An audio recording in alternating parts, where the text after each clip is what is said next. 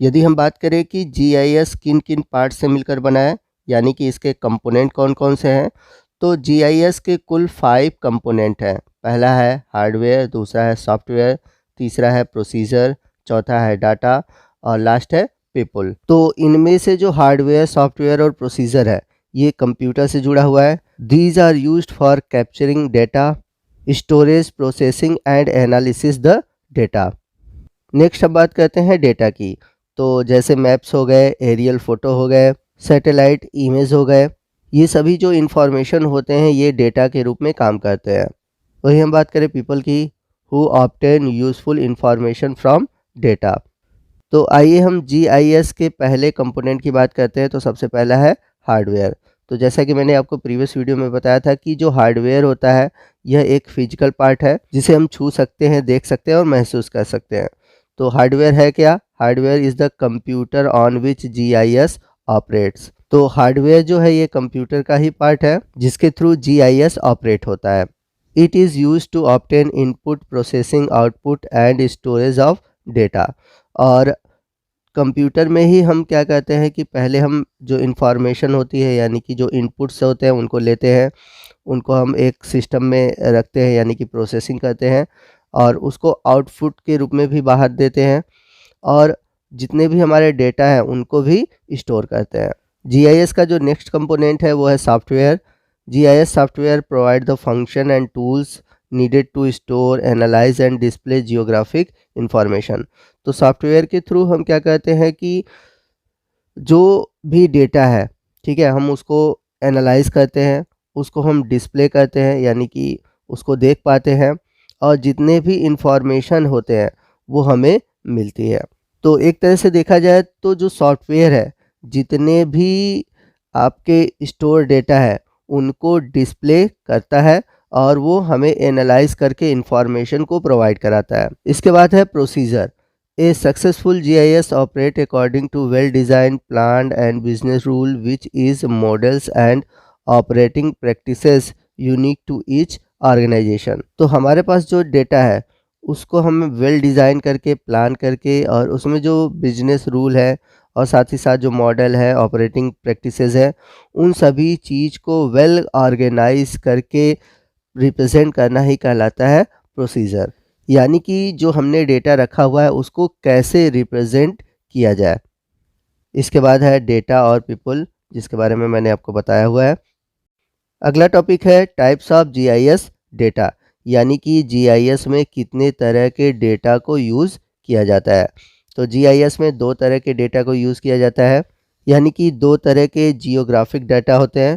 पहला है special data और दूसरा है एट्रीब्यूट डेटा। तो जो स्पेशियल डेटा होता है यह लोकेशन से रिलेटेड होता है। मान लीजिए ये अर्थ है और ये अर्थ के इस सरफेस पे यहाँ पर ट्री है, तो अर्थ पर इस ट्री के लोकेशन के बारे में जो बताएगा वो है स्पेशियल डेटा।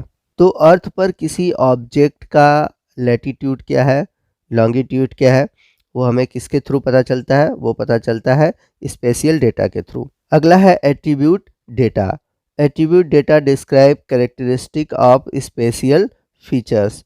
तो जो एट्रीब्यूट डेटा है वो हमें कैरेक्टरिस्टिक को बताता है, जैसे कि अगर अर्थ सरफेस पे कोई प्लांट है, ठीक है ना, तो उसका कैरेक्टर क्या है, कितना लंबा है, कितना चौड़ा है, कितना ऊंचा है, इन सभी चीज़ों का जो इन्फॉर्मेशन मिलता है वो हमें मिलता है एट्रीब्यूट डेटा से।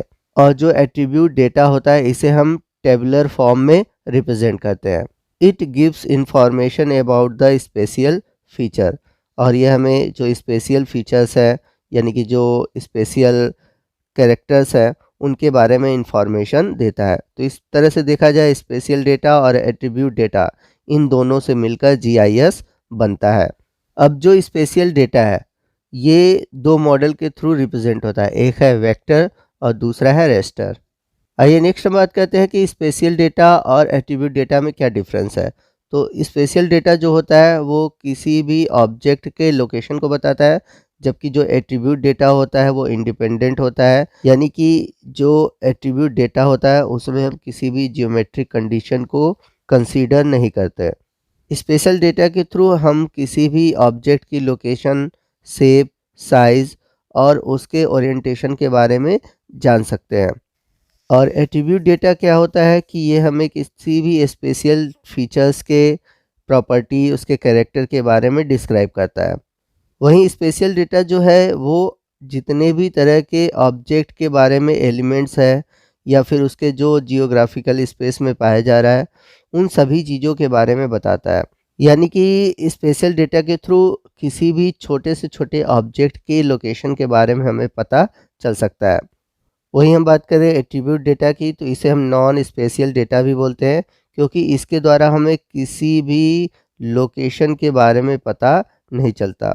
तो सैटेलाइट इमेज और स्कैन मैप के थ्रू हम क्या कहते हैं कि स्पेशियल डेटा को प्राप्त करते हैं। और जो स्पेशियल डेटा होता है ये मल्टी डायमेंशनल होता है, यानी कि इसके थ्रू हम किसी भी ऑब्जेक्ट के लंबाई, चौड़ाई, ऊंचाई, गहराई, लेफ्ट राइट हर चीज़ को ज्ञात कर सकते हैं। Special data is store in safe file Jio database. तो बेसिकली जो स्पेशल डेटा होता है वो क्या रिप्रेजेंट करता है, वेयर द फीचर इज, यानी कि ये बताएगा कि कोई भी ऑब्जेक्ट अर्थ पर कहाँ पर मौजूद है, यानी कि उसका लोकेशन क्या है, उसका कोऑर्डिनेशन क्या है। वही हम बात करें एट्रीब्यूट डेटा की, तो ये केवल यूनिडायरेक्शनल होता है, केवल हम इसके लंबाई का ही पता लगा सकते हैं। और जो एट्रीब्यूट डेटा है यह केवल टेबल फॉर्म में ही स्टोर किया जाता है। तो एक तरह से देखा जाए तो एट्रीब्यूट डेटा हमें बताता है व्हाट द फीचर इज़। तो ये था डिफरेंस स्पेशल डेटा में और एट्रीब्यूट डेटा में। तो यहाँ पर आप डायग्राम में देख सकते हैं, यहाँ पर स्ट्रीट्स दिखाई गई हैं। तो यहाँ पर स्ट्रीट का जो लोकेशन दिखाया गया है ये है हमारा स्पेशल डेटा। और इन स्ट्रीट के बारे में जो डिटेल दिया गया है, यहाँ पर आप देख सकते हैं, ये जो डिटेल दिया गया है वो है एट्रीब्यूट डेटा। तो जो एट्रीब्यूट डेटा है वो बताता है कि स्ट्रीट नेम क्या है, वार्ड नंबर क्या है। तो ये जो एडिशनल डिटेल होती है वो किस में आती है, वो आती है एट्रीब्यूट डेटा में। इसके बाद हमने देखा था कि जो स्पेशल डेटा था उसमें दो मॉडल थे। उसमें पहला है vector data model. In vector data model, the features of Earth are represented as point, lines and polygons। यानी कि ऐसा डेटा जिसे हम पॉइंट, लाइंस और पॉलीगोन से रिप्रेजेंट करते हैं। तो यहाँ पर नीचे देख सकते हैं, यहाँ पॉइंट है, लाइन है और पॉलीगोन है। तो अर्थ पर जो इलेक्ट्रिक पोल्स है, ट्यूबवेल है, पोस्ट ऑफिस है, अर्थक्वेक है या वॉल्केनोज है, इन सभी को हम पॉइंट के थ्रू रिप्रेजेंट करते हैं। और यदि रोड है, स्ट्रीम है, रिवर है, उसे हम लाइन के थ्रू रिप्रेजेंट करते हैं। और कुछ ऐसी चीज़ें होती हैं जो कि क्लोज्ड एरिया में पाई जाती हैं, जैसे कि फील्ड है, बिल्डिंग है, कोई कंट्रीज़ है, तो उसे रिप्रेजेंट करने के लिए हम यूज़ करते हैं पॉलीगोन्स को। तो जो वेक्टर डेटा है उसे हम किस रूप में स्टोर करते हैं, तो इसे हम सेव फाइल के रूप में स्टोर करते हैं। वहीं अगला है रास्टर डेटा मॉडल। तो जो रास्टर डेटा मॉडल होता है यह एक सेल बेस्ड डेटा मॉडल होता है। In raster data model a geographic features like land cover is represented as single square cell known as pixel. तो कहने का मतलब ये है कि अर्थ पर जो पाया जाने वाला अगर कोई ऑब्जेक्ट है, ठीक है, तो उसको हम एक सिंगल स्क्वायर सेल में रिप्रेजेंट करेंगे और ये कहलाता है पिक्सल। तो हर एक पिक्सल का क्या होता है, एक वैल्यू होता है, क्लास होता है, जो कि एक पर्टिकुलर कलर के द्वारा रिप्रेजेंट किया जाता है। तो आज के जितने भी कंप्यूटर्स हैं वो सभी रास्टर डेटा मॉडल पर ही काम करते हैं। तो रास्टर डेटा मॉडल के द्वारा ही हम किसी भी ऑब्जेक्ट के एलिवेशन, स्लोप, सरफेस एरिया, इन सभी चीज़ों का हम फाइन और एकदम डिटेल से रिप्रेजेंटेशन कर पाते हैं। तो यहाँ पर आप इस इमेज में देख सकते हैं, जैसे अगर कोई वेक्टर डेटा है तो पॉइंट को हम इस तरह से रिप्रेजेंट करते हैं, उसी तरह से लाइन को इस तरह से रिप्रेजेंट करते हैं, पॉलीगोन को इस तरह से रिप्रेजेंट करते हैं। अगर हम इसी डेटा को रास्टर में रिप्रेजेंट करते हैं तो पॉइंट को हम इस तरह से रेक्टेंगुलर फॉर्म में लेते हैं, या फिर कह सकते हैं कि एक सेल के फॉर्म में लेते हैं। अगर वहीं वेक्टर में देखा जाए लाइन है, तो अगर हम इसे रास्टर में प्रेजेंट करते हैं तो कई सेल मिलकर बनाते हैं लाइन को, ठीक है, यानी कि जोन ऑफ सेल रिप्रेजेंट करता है लाइन को। तो नीचे आप देख सकते हैं कि ये जो रास्टर डेटा है यानी कि जो सेल है उसके रूप में रिप्रेजेंट किया गया है, नीचे वेक्टर के रूप में दिखाया गया है यानी कि लाइन, पॉइंट और पॉलीगॉन के रूप में। अब इन दोनों को अगर हम मिला दें तो एक तरह से हमें रियल वर्ल्ड का इमेज मिलता है। आइए नेक्स्ट हम बात करते हैं GIS software which are used in world wide. तो GIS सॉफ्टवेयर में दो कैटेगरी होती है, पहला है कॉमर्शियल और दूसरा है ओपन सोर्स। तो जो कॉमर्शियल GIS के सॉफ्टवेयर होते हैं उनको यूज़ करने के लिए हमें पेड करना होता है, यानी कि हम चाहे तो वन टाइम पेड करें या फिर हम उसका कुछ दिनों के लिए सब्सक्रिप्शन ले लें। और वही जो ओपन सोर्स GIS सॉफ्टवेयर होते हैं ये फ्री ऑफ कास्ट होते हैं, इनका कोई भी चार्ज हमें देना नहीं होता। तो इसको यूज़ करने के लिए आपको क्या करना होता है, आपको अपने लैपटॉप या फिर PC में इनको इंस्टॉल करना होता है और फिर आप उसको लॉगिन करके इसको यूज़ कर सकते हैं। तो आपके लेफ़्ट साइड जो GIS सॉफ्टवेयर हैं उनकी लिस्ट दी गई है। जैसे सबसे पहले है कॉमर्शियल GIS सॉफ्टवेयर जिसके एग्जांपल है ESRI, ArcGIS Pro, ESRI, ArcInfo, small word, open cities map. इसके बाद है मैन इन्फो प्रो, जियो मीडिया प्रोफेशनल और सर्फर। वहीं हम बात करें ओपन सोर्स GIS सॉफ्टवेयर की तो उसमें है QGIS, GVSIG, सेगा GIS, ग्रास GIS और वाइट बॉक्स गेट।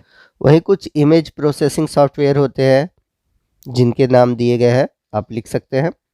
तो दोस्तों ये था हमारा आज का वीडियो जो कि कंपोनेंट ऑफ GIS और इससे जुड़े हुए जो सॉफ्टवेयर है और इसके जो डाटा के टाइप्स थे उनके बारे में हम लोग आज के इस वीडियो में डिस्कस किए। अगले वीडियो में हम GIS मैपिंग के बारे में जानेंगे।